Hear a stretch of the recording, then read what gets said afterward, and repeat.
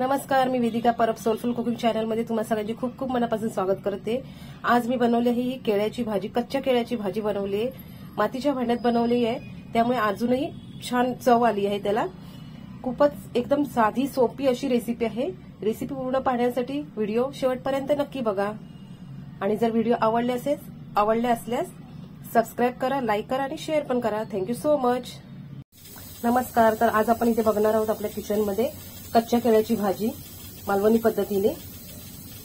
त्यासाठी साहित्य जे लागणार आहे ते मी सांगते। ही केळी घ्यायची, ही भाजीची केळी वेगळी असतात, ठीक आहे। केळी मी घेणार ही। त्यानंतर खोबरं लागणार आहे, अर्धी वाटी पाव वाटी खोबरं आहे।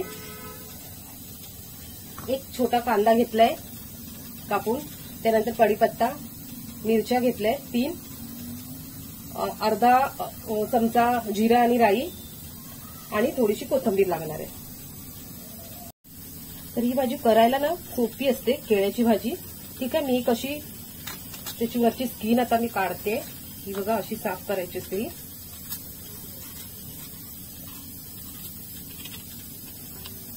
एकदम सोपी झटपटीत अशी होणारी, खूप चविष्ट लागते, छान लागते। एकदा जरूर ट्राय करून बघा।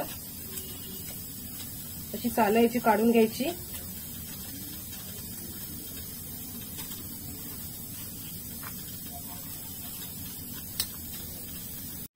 हे बघा, मी केळ्याची सालं काढली आहेत आणि मी असे छोटे पीसेस मध्ये कट करून घेतलंय आणि पाण्यात ठेवलंय। का माहितीये? कारण नाहीतर हे बाहेर ठेवलं तर काळे पडणार। तर आता आपण याची भाजी कशी बनवतो ते बघूया। इथे बघा, मी मातीच्या भांड्यामध्ये मस्तपैकी कच्च्या केळ्याची भाजी करते। त्यासाठी मी इथे अर्धा टीस्पून राई आणि जिरं घेतलंय, छानपैकी तडतडलं। तेल घातलंय मी यामध्ये 2 टेबलस्पून एवढं, ठीक आहे। चांगलं गरम झालंय ते। आता राई आणि जिरं चांगलं तडतडलं की मी कांदा, मिरची आणि कढीपत्ता घालते।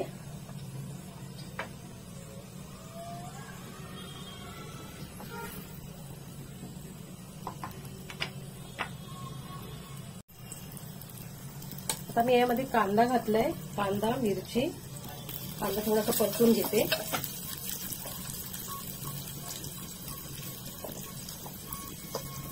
कढीपत्ता आणि मिरची सगळं मी एकदमच टाकलंय, छानपैकी परतून घेते।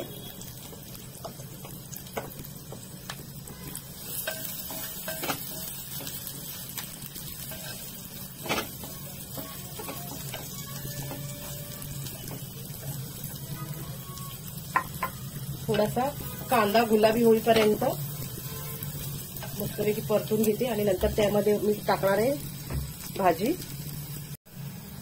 आता यामध्ये ना मी थोडीशी हळद टाकते आणि केळी टाकते त्यामध्ये।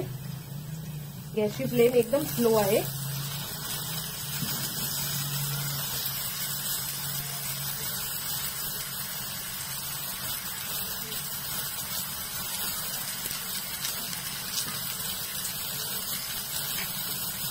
आणि परतवून घेते एक चांगलं।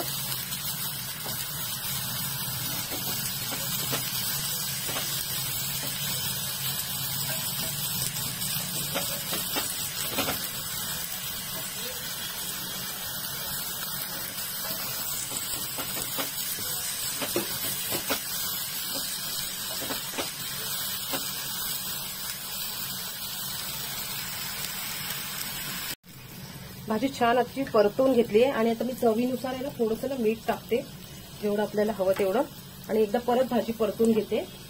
त्यानंतर मी झाकण मारून ठेवणार आहे।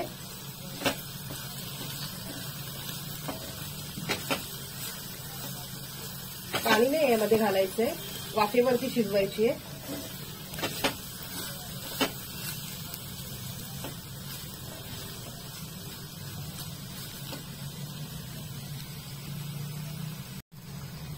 आता मी काय करते, झाकण ठेवते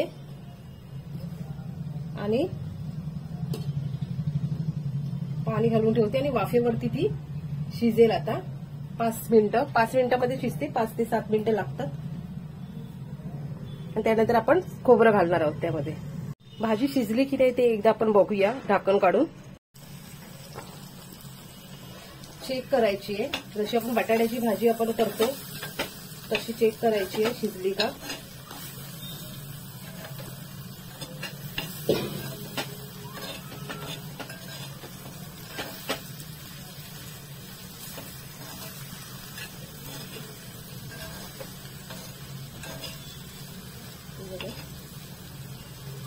शिजली आहे. ठीक आहे, प्रत्येक पोळी बघत होती मी, व्यवस्थित शिजली आहे. आता यामध्ये ना खोबरं घालते मी. आपली केळ्याची भाजी रेडी आहे.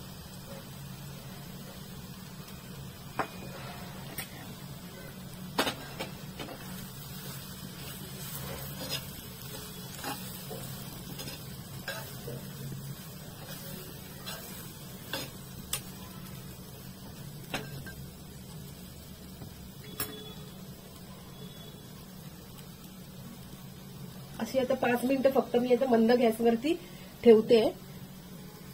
मग आपली केळ्याची भाजी रेडी होईल.